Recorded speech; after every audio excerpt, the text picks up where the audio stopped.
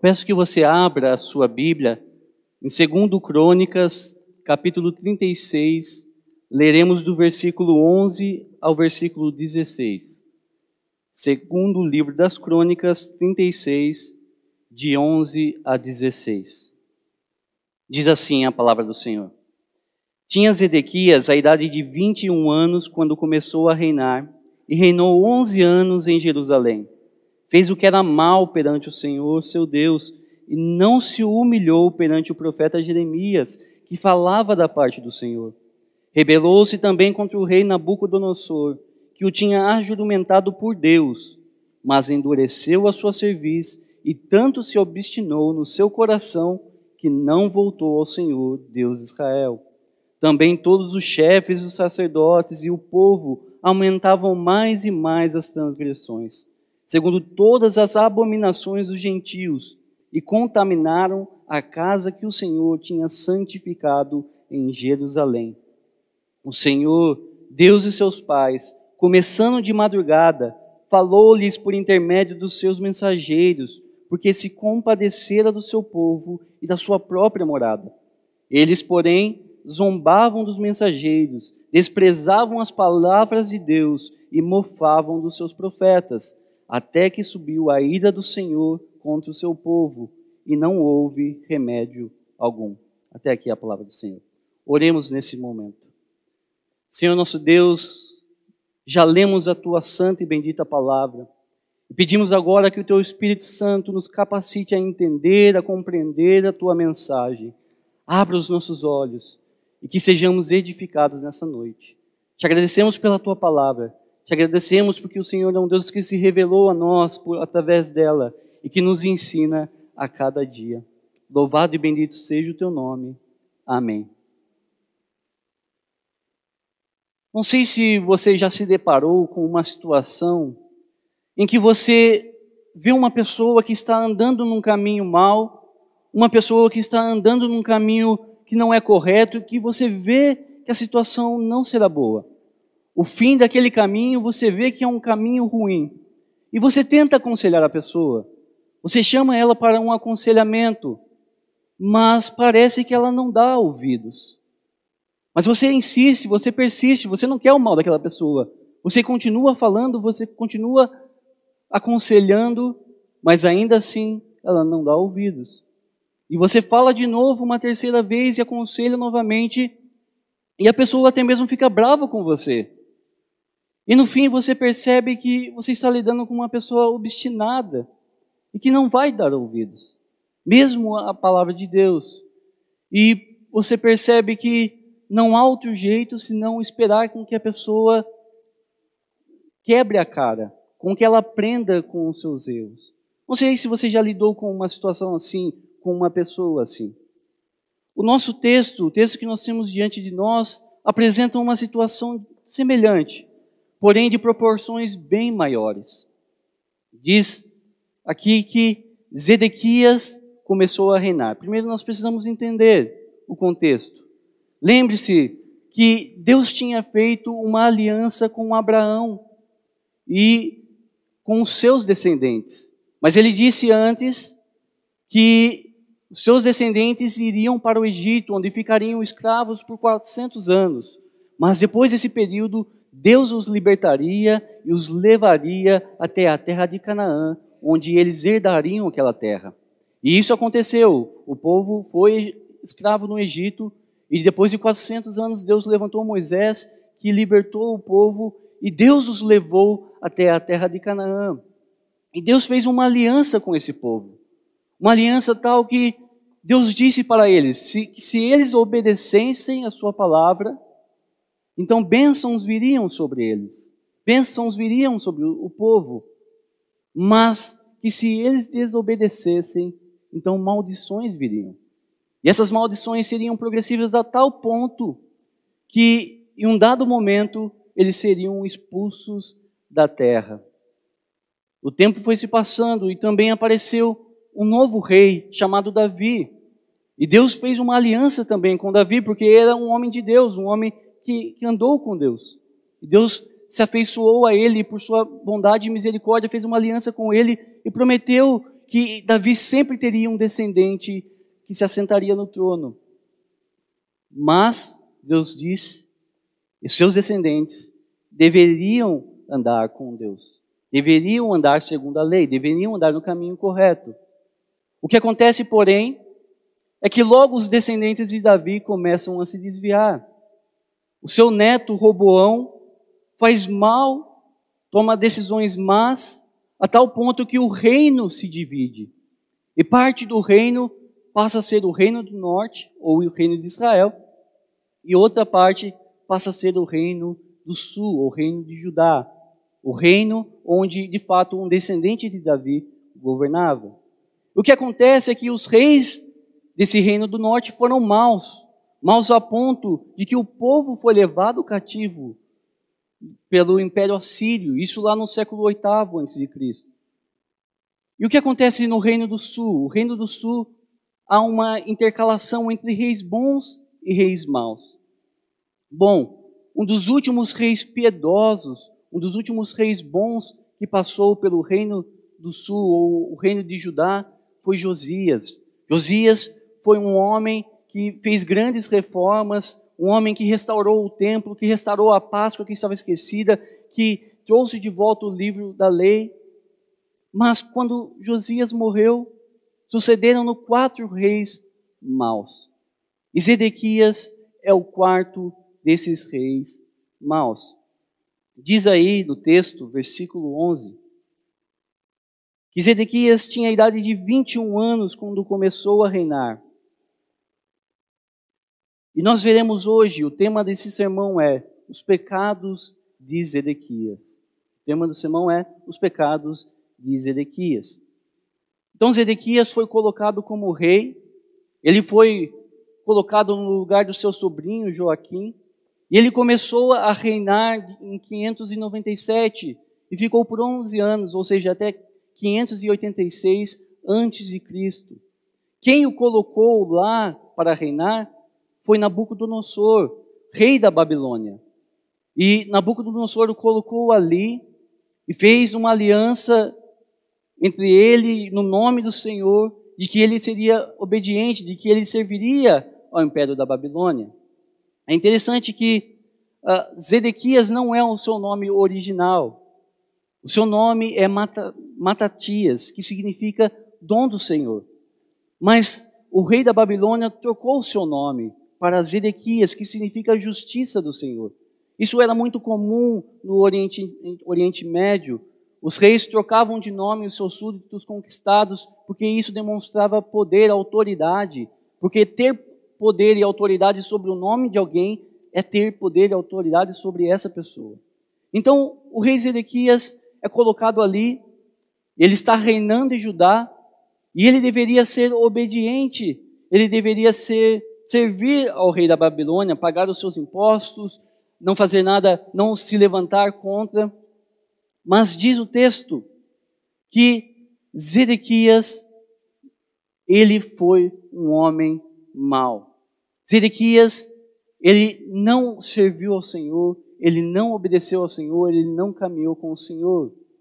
Você pode ver isso tanto no texto aqui de 2 Crônicas, como no texto de Reis. Mas o texto de 2 Crônicas ele é um pouco mais extenso. O cronista está aqui preocupado com a explicação teológica, com o que de fato Zedequias fez de mal. Quais foram os pecados de Zedequias? O que significa dizer que ele foi mau, um mau rei, alguém que não serviu ao Senhor? E o texto então nos começa a falar de alguns pecados de Zedequias. O primeiro deles, você pode ver no versículo 12, é de que ele não se humilhou diante de Jeremias. Ou seja, Zedequias foi um rei orgulhoso. Zedequias foi um rei orgulhoso. Ora, o que significa que ele não se humilhou diante de Jeremias? Nós podemos olhar no livro do profeta Jeremias e há pelo menos 3 situações claras em que Jeremias é usado pelo Senhor para falar com Zedequias, para chamar a atenção do rei de que ele estava fazendo algo que era errado, estava caminhando fora da lei do Senhor. Se nós olharmos no capítulo 27 de Jeremias, o Senhor usa o profeta para chamar a atenção de Zedequias, do povo e de outros reis da região, de que eles deveriam obedecer e não deveriam se rebelar contra o rei da Babilônia. O Senhor havia levantado Nabucodonosor, o Senhor tinha levantado o reino da Babilônia como um instrumento de juízo, um instrumento de justiça. E esses povos, e o povo de Judá e o rei Zedequias não deveriam se opor, não deveriam se rebelar. Se fizessem isso, eles poderiam ficar na terra. Eles não seriam incomodados, eles ficariam na terra, pagariam os impostos. Mas se não fizessem, então eles seriam perseguidos pela peste, pela fome e pela espada. E o que fez o rei Zedequias? Deu ouvidos a Jeremias? Não. Tanto Zedequias quanto o povo deram ouvido aos falsos profetas. Profetas que naquele momento diziam que em breve o Senhor quebraria o jugo da Babilônia. E Zedequias e o povo escolheram dar ouvidos aos falsos profetas do que ouvir Jeremias que falava da parte do Senhor. Há um outro momento bem interessante também, em que o profeta Jeremias chama a atenção de Zedequias. Você pode ver lá no capítulo 34 do profeta Jeremias, a escravidão de pessoas que eram do mesmo país, de irmãos, era algo abominável diante da lei. O Senhor tinha proibido isso. Mas essa se tornou uma prática comum durante algum tempo. Então, durante um período do reino do rei Zedequias, algo notável aconteceu. O rei Zedequias fez uma aliança com o povo diante de Deus, entre o povo e Deus, de que eles libertariam os seus irmãos. Mas essa aliança não durou muito tempo. Logo, Zedequias e o povo voltou atrás e voltaram a escravizar os seus irmãos. E Jeremias chama a atenção do rei, Jeremias chama a atenção do povo, mas esses não dão ouvidos. Há uma terceira situação, que está nos capítulos 37 e 38 de Jeremias. O profeta é acusado pelos príncipes de estar conspirando com o reino da Babilônia, estar passando para o lado deles, e por isso eles o prendem e o jogam numa cisterna sem alimento, sem pão, sem água, de tal forma que Jeremias morreria ali. E Jeremias só não morre naquele lugar porque o Senhor usa um estrangeiro, um etíope, que vai e intercede diante do rei para que Jeremias fosse tirado daquela cisterna. Então Jeremias é tirado, mas ele não é solto, ele é levado para a prisão. E enquanto ele está ali na prisão, o rei Zedequias vai até Jeremias na prisão, disfarçadamente, e fala com ele, porque naquele período em que isso acontece, a Babilônia já estava às portas de Jerusalém. Jerusalém já estava para cair. Todas aquelas falsas profecias de que em breve o jugo da Babilônia seriam quebradas já estava claro que eram falsas. Babilônia estava à porta e então o rei Zedequias vai e pergunta para Jeremias: há alguma palavra do Senhor? O Senhor tem alguma coisa para me dizer, algo que eu possa fazer? O que eu devo fazer? Qual atitude eu devo tomar? E então Jeremias diz para ele: olha, se você se entregar ao rei da Babilônia, se você for abrir as portas e se entregar, então Deus está dizendo que você não irá morrer e o povo não irá morrer. Vocês ficarão na terra e não morrerão. Mas, se você não se entregar, se você continuar em rebelião, então saiba que você morrerá pelas mãos do rei da Babilônia. Novamente, o que o rei Zedequias escolhe fazer? Ele dá ouvidos a Jeremias? Não, ele não dá ouvidos a Jeremias. Mas entenda, o problema não é apenas que o rei desprezou o conselho de um profeta. Não é apenas que ele desprezou o conselho de Jeremias. Há algo muito maior, muito mais profundo, porque Jeremias falava da parte de Deus. É isso que diz o nosso texto. E quando o rei rejeitou a palavra de Jeremias e não se humilhou diante da palavra de Jeremias, não foi apenas a Jeremias que ele rejeitou, mas ao próprio Deus. Ao rejeitar a palavra de Deus pela boca de Jeremias, ele estava rejeitando o próprio Deus, as próprias palavras de Deus. Veja onde chega o orgulho desse homem, de rejeitar as próprias palavras de Deus, de não se humilhar diante das palavras de Deus através do profeta Jeremias. Mas há também um segundo pecado que nosso texto nos faz ver. Está no versículo 13. Diz aí que ele se rebelou também contra o rei Nabucodonosor, que o tinha ajuramentado por Deus.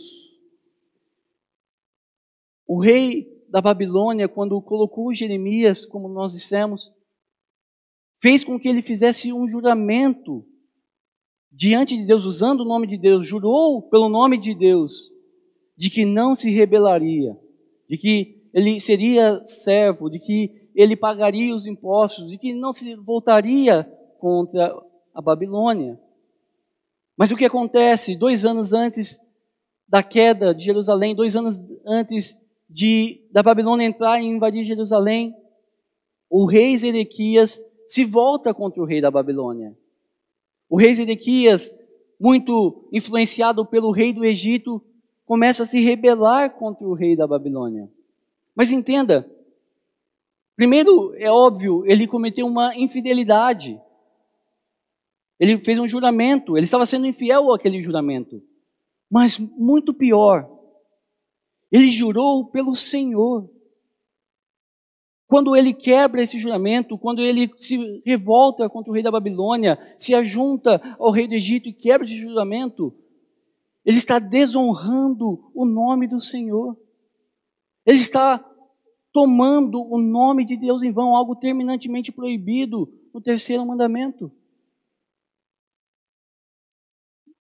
E o que acontece então? Então Deus levanta um profeta, Ezequiel, para falar com o rei. Porque isso que ele havia feito era algo ímpio, algo terrível. E o profeta Ezequiel então fala com o rei. O profeta Ezequiel é usado por Deus para trazer uma mensagem para o rei.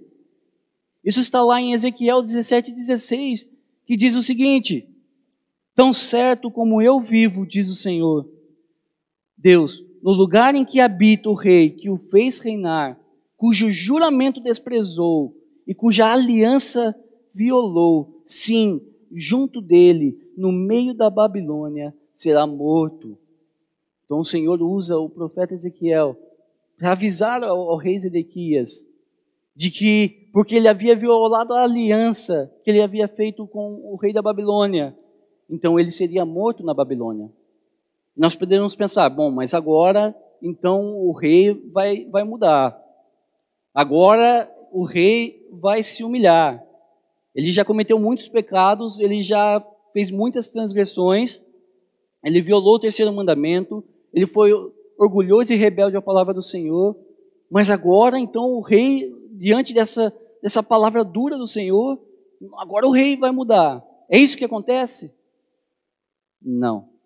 O que a Bíblia diz é que, mas endureceu a sua cerviz e tanto se obstinou no seu coração que não voltou ao Senhor, Deus de Israel.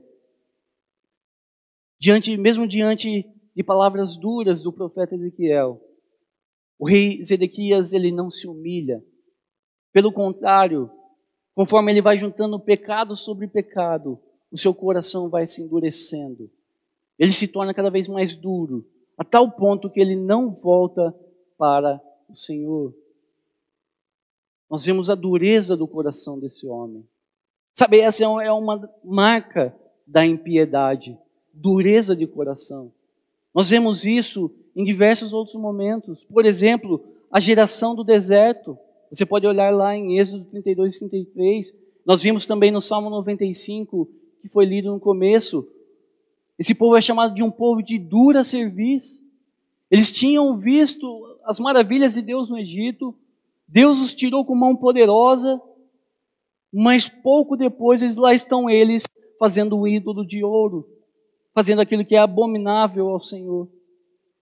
E Deus diz que esse povo é um povo de dura cerviz. Lembramos também de um outro homem, um outro rei que era assim também, Faraó. Faraó é alguém que teve o coração duro, endurecido pelo Senhor. Mesmo diante de tantos sinais, mesmo diante das pragas no Egito, diante de tantas coisas que Deus fez, esse homem teve duro o seu coração e não quis deixar o povo do Senhor ir, a não ser quando o Senhor, com sua mão poderosa, tocou sobre os primogênitos. Mas não só no Antigo Testamento, nós vemos isso também no Novo Testamento. Se nós olharmos para aqueles que rejeitaram Jesus, é a mesma coisa. Lá no sermão de Estevão, no seu discurso final, quando ele estava para morrer, ele estava ali diante daqueles homens, você pode ver isso em Atos 7. E diante daqueles homens que rejeitaram o caminho, que estavam perseguindo o caminho, e que estavam para matá-lo apedrejado, o que ele diz para esses homens? Ele diz que esses homens eram homens de dura cerviz e incircuncisos de coração. A dureza é a marca do ímpio. A dureza é a marca do iníquo. Sabe, é por isso que o escritor de Hebreus nos diz que devemos exortar-nos mutuamente todos os dias para que não sejamos endurecidos pelo pecado. Mas algo que nós precisamos perceber e entender aqui. O autor do livro de Crônicas, o cronista, está tentando nos ensinar algo, o assunto do orgulho e do arrependimento, de humilhação, da dureza e do arrependimento, são temas extremamente importantes no livro de Crônicas.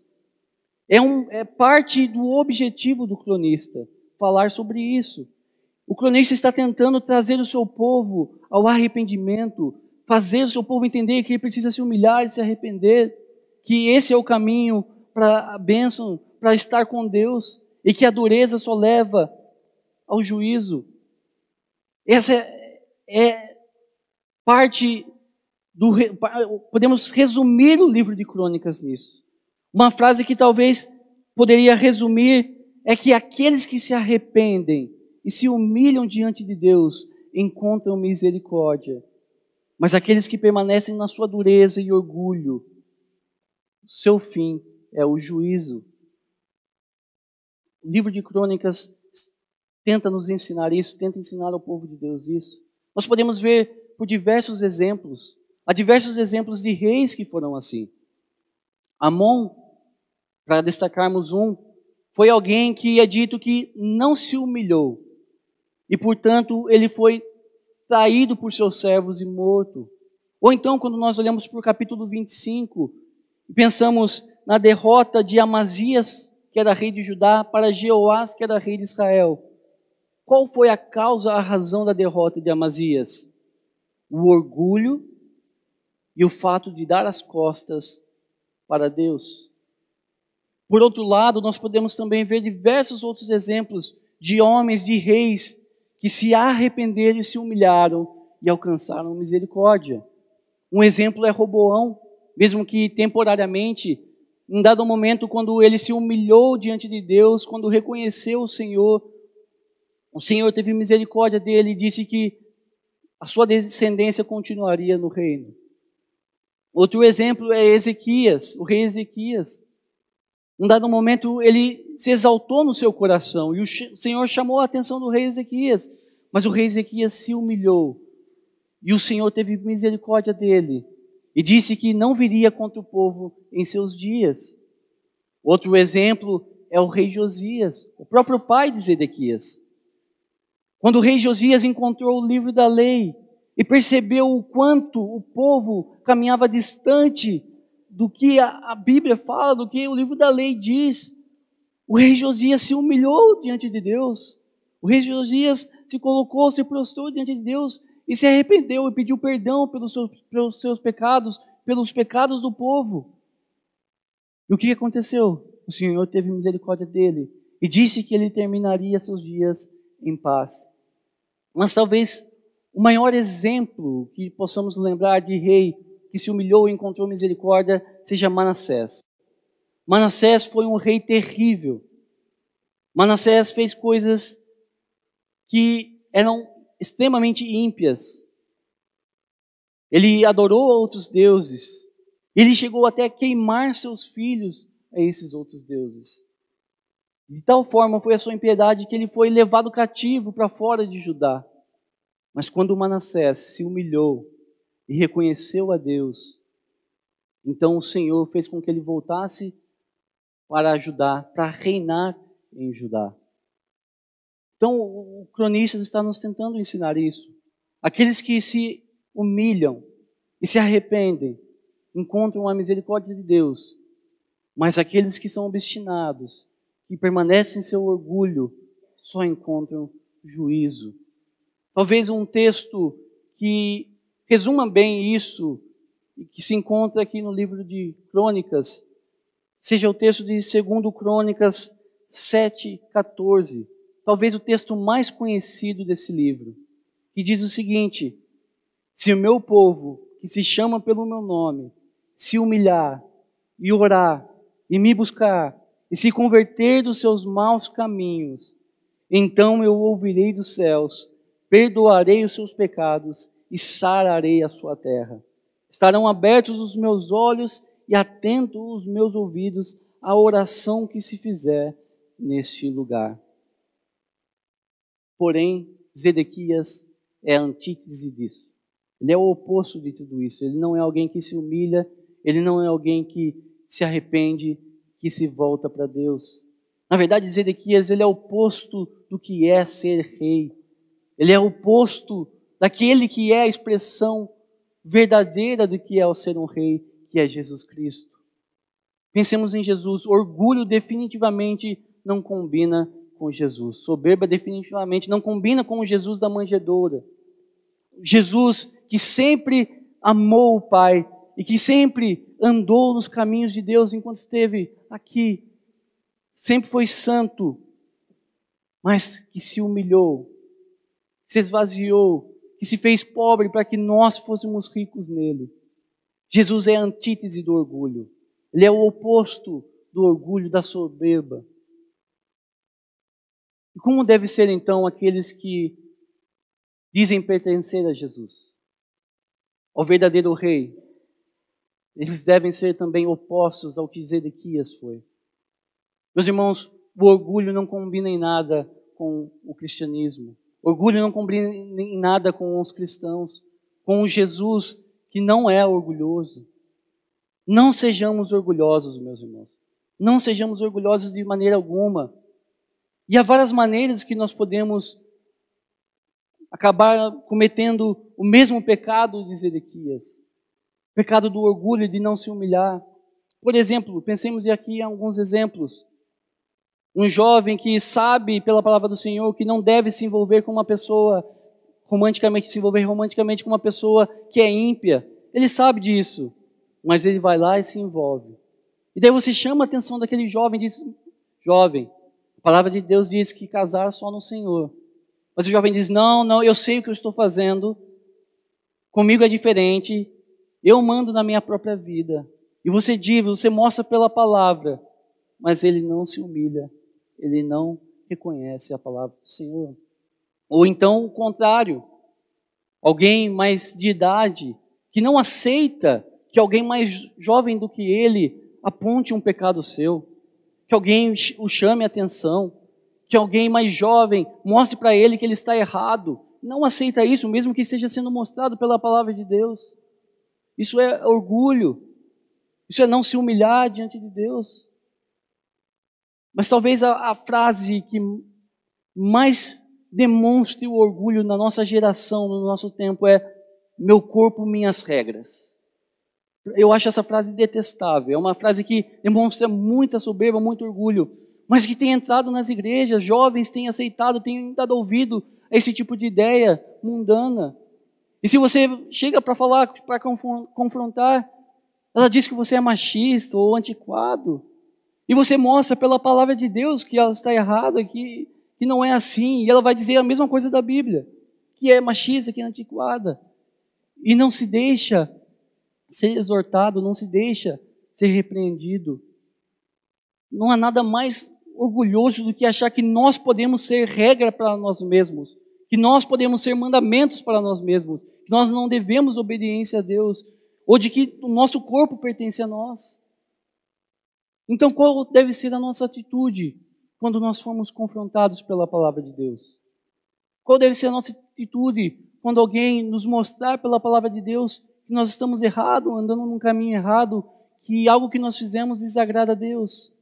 A nossa atitude deve ser oposta a Ezequias. Nós devemos nos humilhar, nos arrepender, clamar ao Senhor, reconhecer o nosso erro, voltar-se para Deus, voltar-se para a palavra de Deus. Essa deve ser a nossa atitude, seja jovem, seja de mais idade.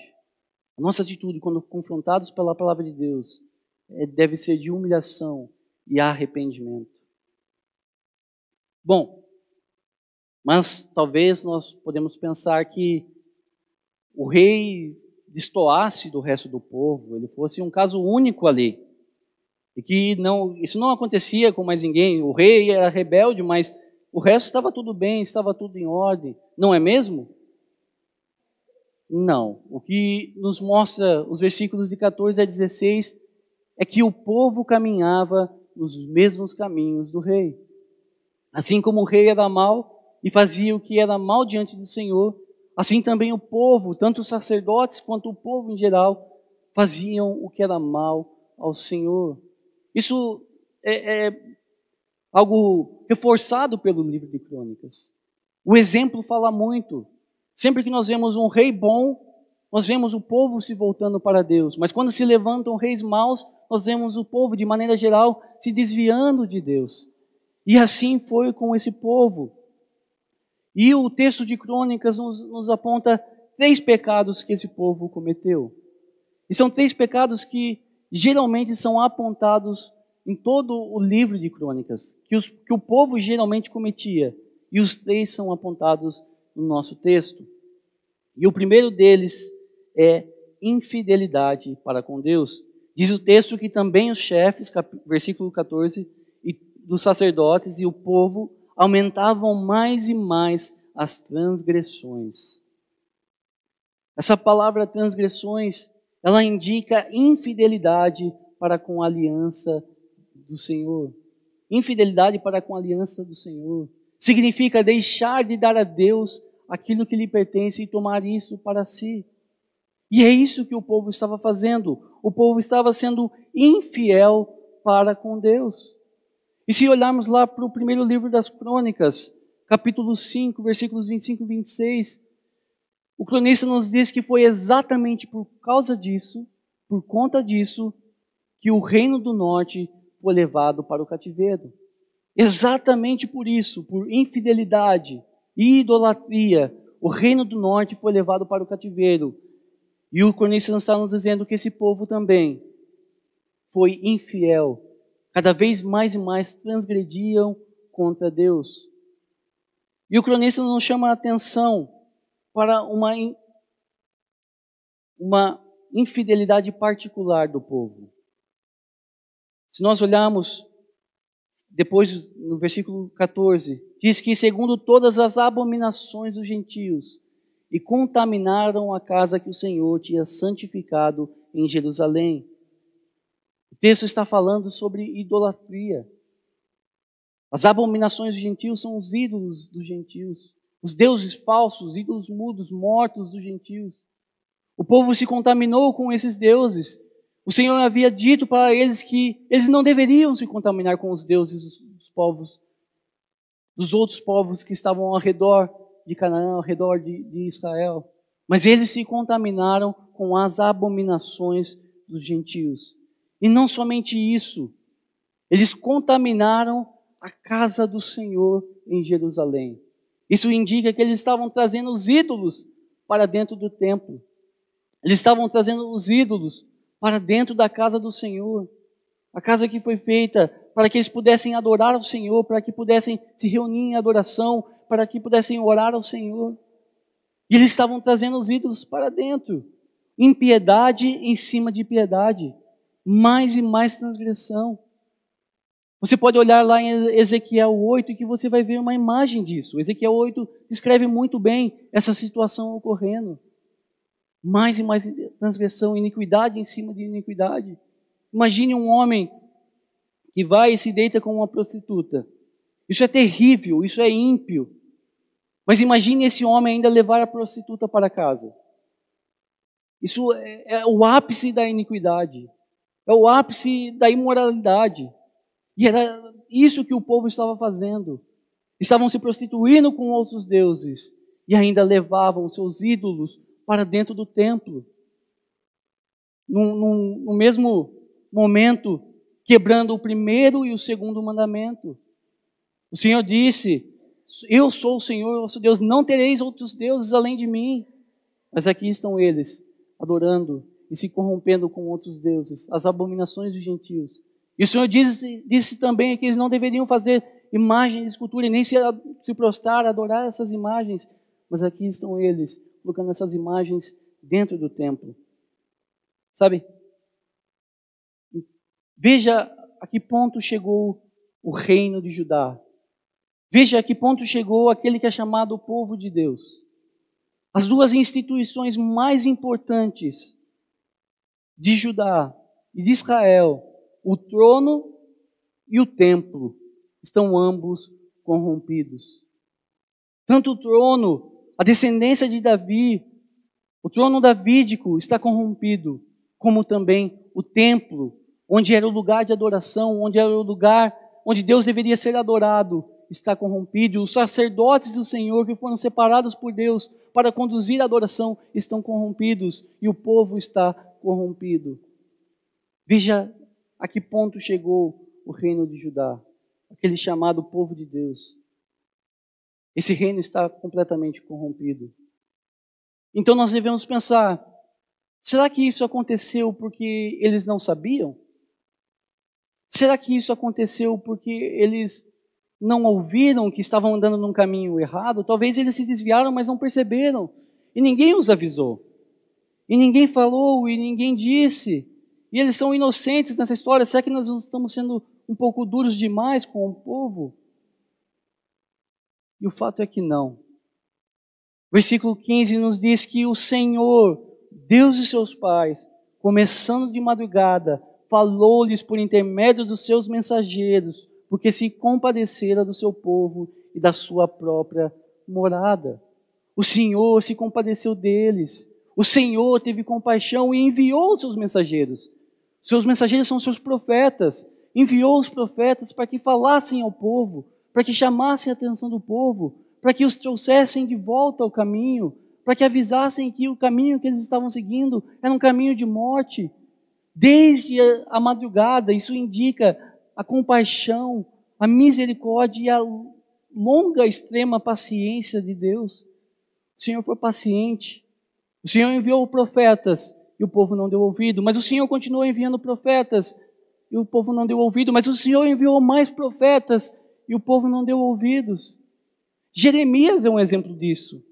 Ele testifica sobre isso. Se você olhar lá no capítulo 25, ele vai dizer que por mais de 20 anos, ele falou ao povo de que eles deveriam se arrepender e se voltar ao Senhor. Por mais de 20 anos, ele anunciou que o juízo estava para vir por conta da iniquidade do povo. Mas o povo não ouviu. Ele diz mais, olha, não só eu, antes de mim, muitos outros vieram e também falaram, e também avisaram, e também profetizaram, e também chamaram a atenção do povo. Mas o povo não deu ouvidos. E, portanto, essa geração ela é indesculpável. Não é o caso de pessoas que eram inocentes e que estavam seguindo um caminho que não sabiam, que não foram avisados. Mas o Senhor os avisou, porque o Senhor foi compassivo, porque o Senhor teve misericórdia, bondade, Ele se compadeceu do seu povo e da sua morada. O Senhor avisou, o Senhor mandou. E, portanto, o povo é indesculpável. Por quê? Qual foi a atitude do povo? Que diz o versículo 16, qual foi a atitude do povo? Eles, porém, zombavam dos mensageiros, desprezavam as palavras de Deus e mofavam dos seus profetas. Eles zombavam dos mensageiros, desprezavam as palavras de Deus e mofavam de seus profetas.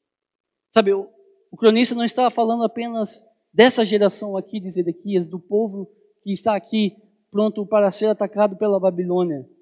Ele está falando sobre todas as gerações, praticamente, do povo de Judá. Eles sempre zombaram, eles sempre mofaram, sempre desprezaram. Não foi uma vez, não foi em um momento, mas por diversos momentos, por diversos anos, por diversos períodos, eles desprezaram, zombaram, mofaram da palavra do Senhor e dos profetas que foram enviados a eles. Isso não tem mudado muito na história do povo israelita. Nós olhamos e vemos a mesma coisa no Novo Testamento. Estevão, no seu discurso final, vai dizer isso também. Ele vai dizer para aquele povo que estava perseguindo o caminho, e que estava a ponto de apedrejá-lo, e que não se converteu, não aceitou o evangelho, de que, assim como os pais deles assassinaram os profetas que anunciavam o justo, eles também assassinaram o justo. E Jesus, lá no capítulo 23 de Mateus, ele vai dizer para os escribas e fariseus que com a hipocrisia deles e o fato deles não aceitarem aquele que foi anunciado pelos profetas, eles comprovavam que eram os filhos daqueles que mataram os profetas. Por muito tempo, em todas as gerações, pessoas têm desprezado, mofado, pessoas têm rejeitado a palavra de Deus. Pessoas, não estamos falando aqui de pessoas lá de fora, mas pessoas que conheciam a palavra. Pessoas que faziam parte da família da aliança. E ainda assim, desprezaram a palavra de Deus. E qual é o resultado então? O resultado é que a misericórdia se tornou em ira. A misericórdia se tornou em ira. É o que diz o final do versículo 16. Até que subiu a ira do Senhor contra o seu povo, e não houve remédio algum. Sabe, falar sobre ira é um assunto delicado, difícil em nossos dias. As pessoas não aceitam muito bem, eu estou falando dos círculos evangélicos. Algumas igrejas já não aceitam mais que se fale sobre a ira de Deus. Acham até mesmo errado se alguém falar. Eles dizem que Deus agora é um Deus de amor, mas é um amor vazio de significado, de que aceita qualquer coisa, de que aceita qualquer um. Mas a ira de Deus é uma realidade bíblica. Se nós olharmos, por exemplo, para o Salmo 7, verso 11, diz que Deus é um juiz justo, um Deus que se ira todos os dias. Mas o que é a ira de Deus? A ira de Deus é a resposta natural e justa de um Deus santo à iniquidade, ao mal, à impiedade. A ira de Deus é a resposta justa e santa de Deus àquilo que é mal, àquilo que é ímpio. Se Deus não se irasse, se Deus tolerasse o mal, se Deus não se levantasse contra o mal, Ele não seria nem bom nem justo. Se Deus não odiasse o mal, se Deus não se levantasse contra aqueles que praticam o mal, Ele não seria nem bom e nem justo. Mas Deus, Ele é bom, Ele é justo e Ele é santo. A ira de Deus é uma verdade. E diz o texto que se encheu a medida da iniquidade, que chegou o tempo em que não havia mais remédio, que chegou o tempo em que chegou o tempo da ira de Deus sobre o povo. E o que nós podemos aprender com a história desse povo, dessa geração? Primeiro, lembre-se de que o exemplo conta muito. Lembre-se de que aquilo que nós dissemos, quando um rei se desviava, o povo se desviava. Você que é pai, você que é mãe, você que é um patrão, você que está encarregado e tem pessoas sobre si, lembre-se de andar sempre nos caminhos de Deus. Lembre-se de dar o exemplo para que aqueles que estão sob si possam ver como que é andar com Deus e se inspirem em você. Mas isso serve para todos nós. Não sejamos infiéis para com Deus. Busquemos viver com Deus, viver para Deus, lembrando de tudo que o Senhor fez por nós, lembrando de toda a sua misericórdia, de sua bondade, e busquemos viver uma vida de modo que agrade ao Senhor, mesmo nos mínimos detalhes. Não nos desviemos da palavra do Senhor, não sejamos infiéis para com Deus, e não sejamos também idólatras. A idolatria, muitas pessoas pensam que está circunscrita apenas às questões religiosas, ou seja, você faz ali uma imagem, uma escultura e se prostra, mas a Bíblia fala sobre idolatria do coração. Um ídolo é tudo aquilo que assume o primeiro lugar da nossa vida, que assume a prioridade da nossa vida. E eu não sei, pode ser talvez você mesmo, pode ser um status, pode ser dinheiro, pode ser seu emprego. Eu não sei, mas não sejamos idólatras, meus irmãos. Vasculhemos o nosso coração. Olhemos para nós mesmos e vejamos se estamos colocando outra coisa no lugar de Deus. O Senhor é o único Deus que deve ser adorado, que deve ser servido, que deve ser honrado como Deus. Ele deve ser a prioridade da nossa vida. Não sejamos como o povo que foi idólatra, mas tenhamos o Senhor como o nosso único Deus, o único que é o primeiro e a prioridade da nossa vida. Também respeitemos aqueles homens que foram colocados por Deus para zelar por nós. Não façamos como o povo que desprezaram os profetas, que desprezaram a palavra de Deus. Se o Senhor tem colocado pessoas aqui, respeitem esses homens. Respeitem se o pastor ou os presbíteros vierem falar contigo e chamarem a sua atenção por alguma coisa que você está errando, alguma coisa em que você está pecando. Seja humilde, se coloque debaixo da palavra de Deus, se arrependa, olhe para a palavra, veja se de fato você tem errado naquele ponto. Mas não seja como o povo que desprezou. Esses homens que foram colocados, que foram chamados por Deus, são homens que estão aqui zelando pelo seu bem-estar espiritual, zelando para que você tenha comunhão com Deus, para que você continue andando com Deus, para que viva cada vez mais com Deus. Não despreze a palavra de Deus, não despreze aqueles que Deus tem enviado e tem colocado sobre o seu povo. E por fim, lembre-se de que há um tempo para a ira de Deus. Há um tempo para a ira de Deus. Eu não sei quando eu ou você iremos partir dessa vida, eu não sei quando se findará o tempo desse mundo, mas eu sei que há um tempo para o juízo de Deus, um tempo onde todos nós estaremos perante o juiz do universo, o justo juiz. Há um tempo para a ira de Deus. E todas as pessoas são indesculpáveis. Todas as pessoas são indesculpáveis. Você pode olhar lá em Romanos 1, que você verá isso. E muito mais indesculpável é aquele que tem ouvido a palavra de Deus semana após semana e permanece em rebeldia, e permanece desprezando a palavra de Deus. Há um tempo para a ira de Deus, um tempo de juízo que irá chegar. E há duas alternativas quando esse tempo chegar. Para aqueles que se mantiverem rebeldes, orgulhosos, esses sofrerão o justo castigo dos seus pecados e enfrentarão e sofrerão em si a ira de Deus, a justa e santa ira de Deus eternamente. A segunda opção que resta, a única outra opção que resta é Cristo Jesus.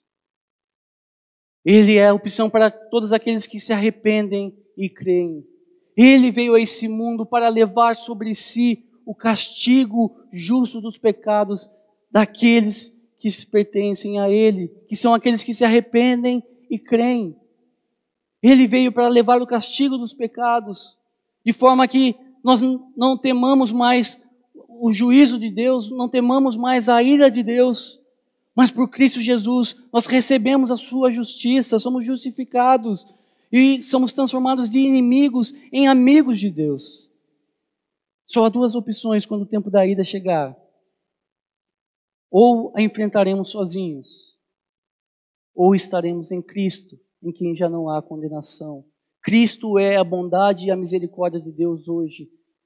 Portanto, se você talvez nunca fez isso, ou se você já andou um tempo com o Senhor, mas se desviou, hoje é o dia para se arrepender e crer em Jesus.